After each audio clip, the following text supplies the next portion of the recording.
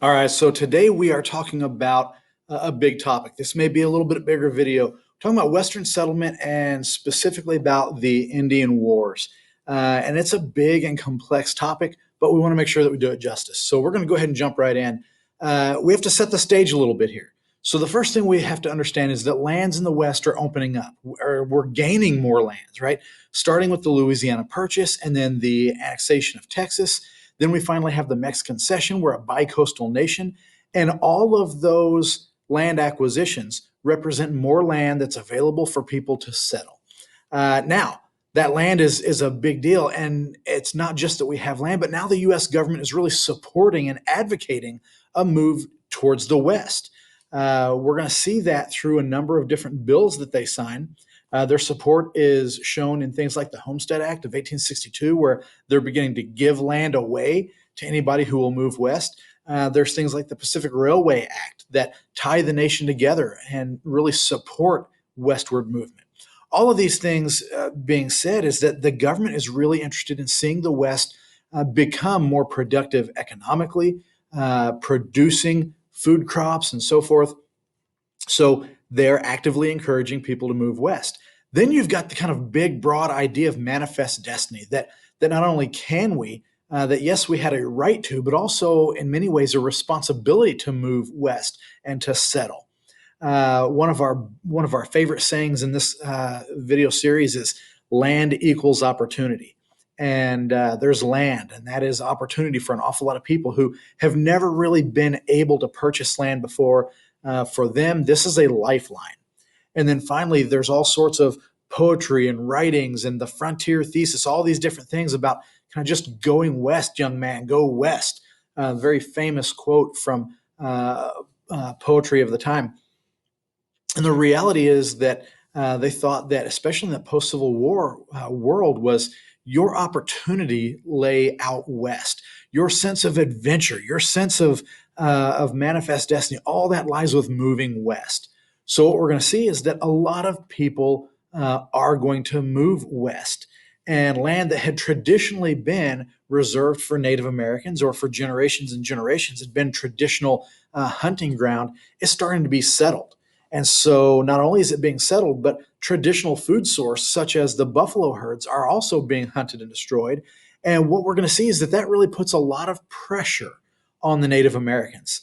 Native Americans who had been doing life the same way for hundreds and hundreds and hundreds of years, for many, many generations, all of a sudden find themselves in a situation where they're feeling the pressure of white settlers moving, the pressure of white settlers destroying their food source and what they depend on. And so that means that tensions are really running high. I don't blame the Native Americans. If I'm being honest, I don't really blame the white settlers either. I do blame a little bit of the U.S. government who's encouraging that westward movement without maybe fully understanding the pressures that were going to exist. So the settlers, with the blessing of their government and the protection of their government, move west, and they get upset when Native Americans kind of raid their villages, raid their towns, and show some hostilities. But they're only showing those hostilities because of the pressure being placed on them by all these white settlers. And so we see this almost inevitable sense of conflict that's going to come into play. Excuse me. So what we're going to see is that when Native Americans do kind of push back, when they begin to fight back and defend their lands, the settlers are going to appeal to their government for protection. And the government is going to respond for that call for protection by sending the U.S. military. After all, we just finished with the Civil War. We've got all these troops now. In order to keep them occupied, let's send them where they can be of the most use, and that's out west. We're going to send them out there in order to kind of force military tribes onto reservations to kind of bring about an end to the hostilities. Now, speaking of the reservations, as more settlers are going to move further and further west, the reservations that were originally settled in places like Oklahoma and the Dakotas and so forth, like all of these massive reservations, they begin to shrink. So more massive reservations. The entire West had kind of been reserved for Native Americans. But as that land becomes available and white settlers move out to strike their fortunes, right, to seek their opportunity, the land that had been reserved for Native Americans is suddenly far more valuable. And as it becomes more valuable, the government begins to renegotiate those deals or force new deals upon Native Americans, where those reservations shrink again and again and again. We even see instances where Native Americans are moved onto a reservation. That reservation is cut in half. It's cut in half again. It's shrunk again as more settlers move out. And then they're forced to move to another reservation further out west or further up north or whatever the case may be. The Sioux were moved around several times until they finally accepted a reservation in what was called the Badlands. Surely nobody wants the Badlands, right? I mean, it's just this rocky, terrible, nothing grows there, nothing grazes there kind of territory. So surely nobody will want it. So they move and they get settled into a reservation on the Badlands, only to have gold discovered there. And here comes the American government once again, because that land is too valuable to just allow Native Americans to be there. Those lands get taken yet again. So you can see on the map here through the years, as we move throughout, right, how they have shrunk. And the time period that we're really looking at is from about 1850 to about the turn of the century. Dramatic shift in lands that were held by the Native Americans to land that was in the hands of the U.S. government and or private white settlers. Now, what we're going to see is that efforts to bring these tribes into kind of peaceful control are going to sometimes succeed, sometimes fail. Some of the tribes are going to peacefully integrate. Others are going to be a lot more hostile.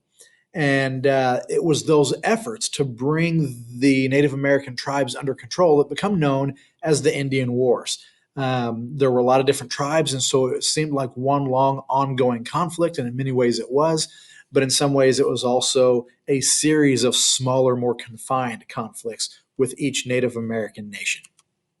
So because of all this, we're going to see the emergence of a number of Native American leaders. Now, some of them were famous for resisting. Some of them were famous for peacefully trying to protect their people, but they were leaders that were kind of thrust into the spotlight, and names that many of us know even today. Names like Chief Joseph and Sitting Bull, Crazy Horse and Black Hawk, Black Kettle, Geronimo. They all have a special and different place in U.S. history for their efforts to either resist the U.S. government or to kind of peacefully protect their people as they moved onto reservations and make stands for what they believed were their rights. Now, what we're going to see is that a lot of tribes resisted or used violence. They were often then attacked or slaughtered. Their attempt at resistance was seen as hostile, and in the face of hostility, the U.S. government is going to use overwhelming force. The Native American tribes were always outnumbered. They were always outgunned. They were technologically superior to the Native Americans.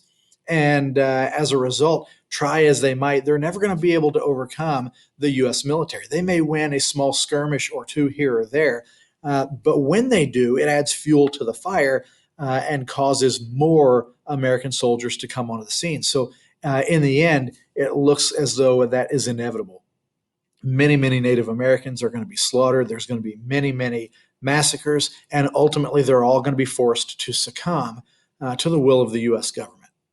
So we're going to see years, decades really, of conflict, of really high tensions. Race, of course, plays a role in that. Not for everybody, but for many people, race played a part. There's also a lot of unclear expectations and poor communications about how things are to be done between the government and their military and these Native American groups. And it was that miscommunication and unclear expectations and the race and tensions, all that kind of leads to a number of massacres.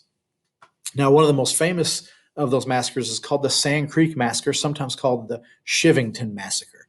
And basically, there is a peaceful tribe that's accepted their reservation and have moved peacefully onto it. They send a hunting party out that is intentionally misled about where they're allowed to go.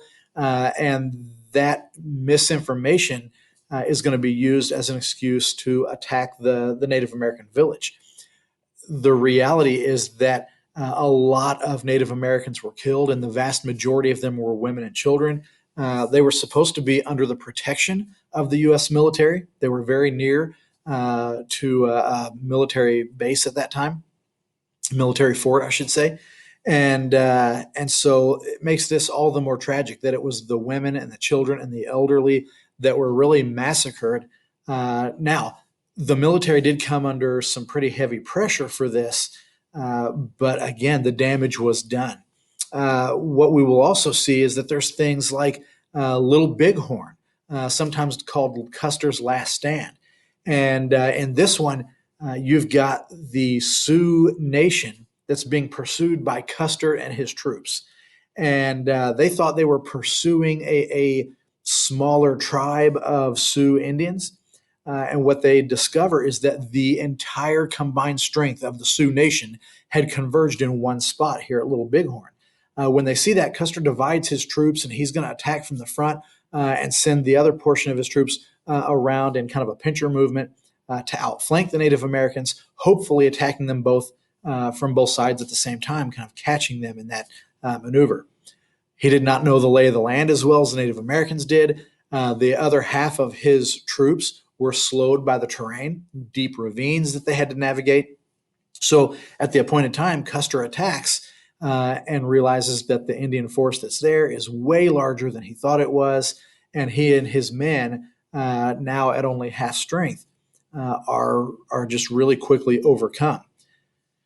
Now, that is a huge victory for the Native American tribes, particularly the Sioux. However, this last stand is seen as this very heroic, mythic thing by George Custer, and it's used as kind of evidence of the volatility and the violence of the Native Americans.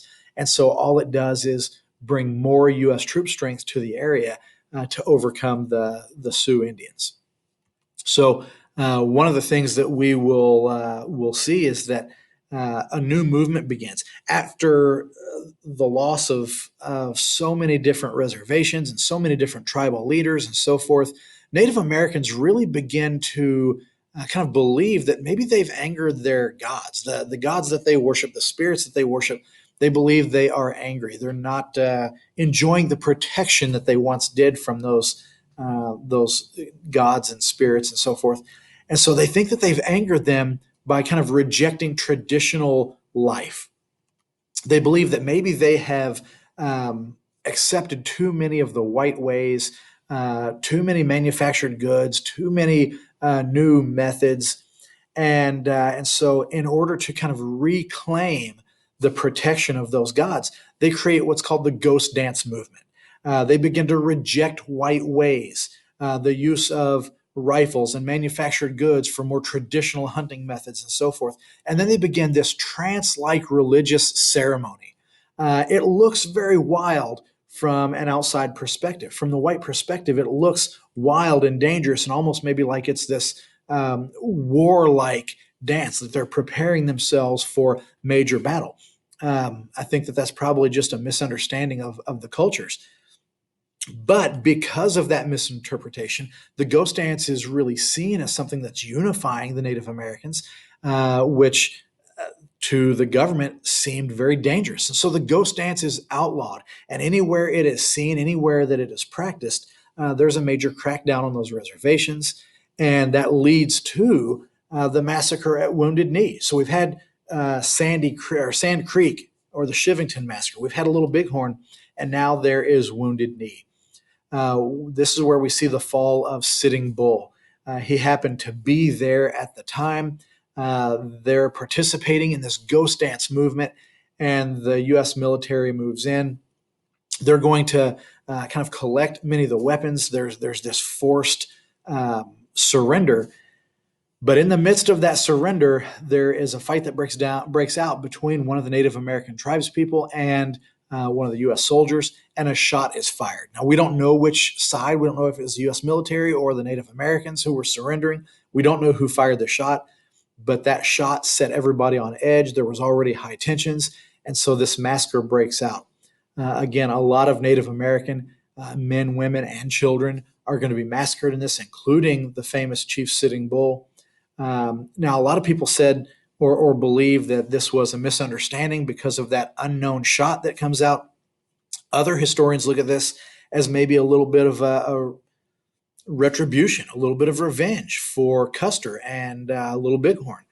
We don't know what really caused it or the motivations and how all that would have factored in, but it was a pretty significant deal. Now, we have looked at a lot of different things.